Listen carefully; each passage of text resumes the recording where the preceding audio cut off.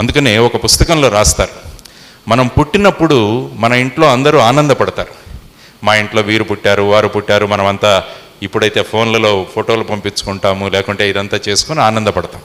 కానీ ఒక వ్యక్తి యొక్క విలువ ఎప్పుడు తెలుస్తుందంటే, ఆ వ్యక్తి వెళ్ళిపోయేటప్పుడు ఎంతమందిని ఆ వ్యక్తి వెళ్ళిపోవడం వల్ల బాధపడ్డారో, ఆ వ్యక్తి జీవించి ఉండగా ఏం పని చేశాడు అన్నదానికి ఒక కొలమానం అన్నమాట. అంటే అటువంటి వ్యక్తులు మనకు కావాలన్నమాట.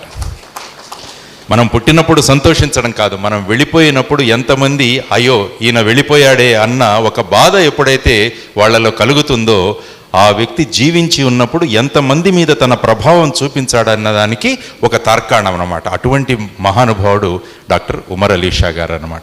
ఈరోజు కూడా ఆయన గురించి మాట్లాడుకుంటాం.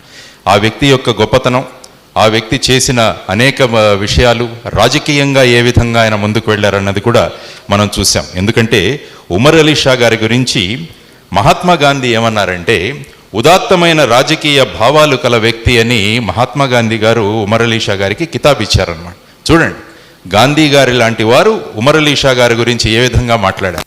కాబట్టి ఆయన ప్రతి ఫీల్డ్లోనూ, ప్రతి ఒక్క రంగంలో కూడా అనేక మందిని ప్రభావితం చేసిన ఒక గొప్ప వ్యక్తి.